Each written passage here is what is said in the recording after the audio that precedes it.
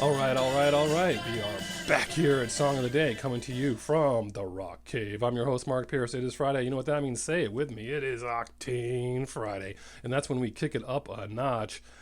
What are we doing today? Listen, normally I throw all kinds of great softballs at you. Rat, Def Leppard, AC/DC, Cinderella, all the good stuff. The heavy hitters, the ones I love so much. And I'm going to throw you a curveball today. And I usually do one take. And that's it here in the cave. That's why they keep the mistakes and everything. But this is my second take. And why? Because my first take was 12 minutes long. And I can't do 12 minutes on this band for you guys. It's just, anyway, it's a lot. So I'm going to try to get through it. I don't know maybe I can do it in 5. I don't know. We'll see. But what are we talking about today? We're talking about the band Ministry. We have not covered Ministry here in the cave. Raise your hand if you know Ministry. We're really doing like a Wanderlust Wednesday, Octane Friday, like a swirl, like a little swirl. You're welcome. All right, Chicago, 1981, a synth-pop band is where they start. This is important about their journey, okay?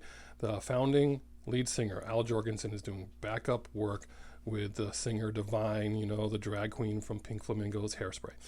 And then, which has a song does a remake of The Name Game in 81, if you don't know that one.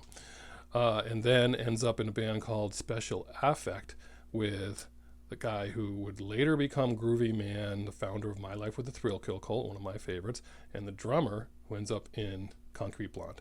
Anyway, this band, Ministry, end up on Wax Trax record. We've been over Wax Trax.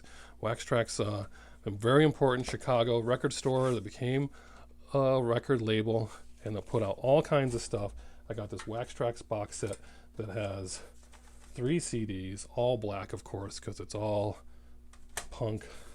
And even here in the box, cassette tape. Fletcher doesn't even know what to say about that. That's crazy. You take that cassette tape, you could wind it up. Apparently there's songs on there. But Wax Trax, home in the 80s of 90s to new wave punk European bands that you won't hear anywhere else. KMFDM, Frontline Assembly, Sister Machine Gun, Thrill Cult, the KLF, all kinds of stuff. But early on, 1982, this band, Ministry, they're a synth-pop band. They open up for Flock of Seagulls, Culture Club, Depeche Mode. You see where this is going. They get signed to Arista Records by Clive Davis. You're the next Joy Division. I read that Amy Mann joined them briefly. Till Tuesday, solo artist, one of my favorite. I can't even picture that happening. I need to read more about that. 1983, they were opening up for the Police on the Synchronicity Tour with their song Revenge. That's where we're starting. This is the song I love. I love the song Revenge. And you listen to it and it sounds like Depeche Mode. They play it on First Wave all the time now. It's a great song.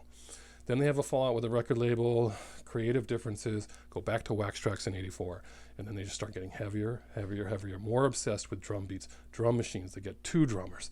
And he's just going down this spiral. He puts out song 85, Every Day is Halloween. It becomes a goth anthem. And then they get signed to Sire. And then they're still continuing to get heavier and heavier.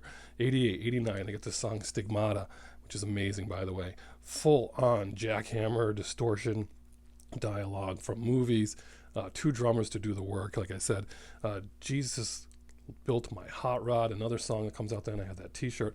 I'm listening to all this stuff in the early 90s when I'm into Thrill Cult and listening to all this music. I'm totally in on Ministry. This is some heavy stuff here.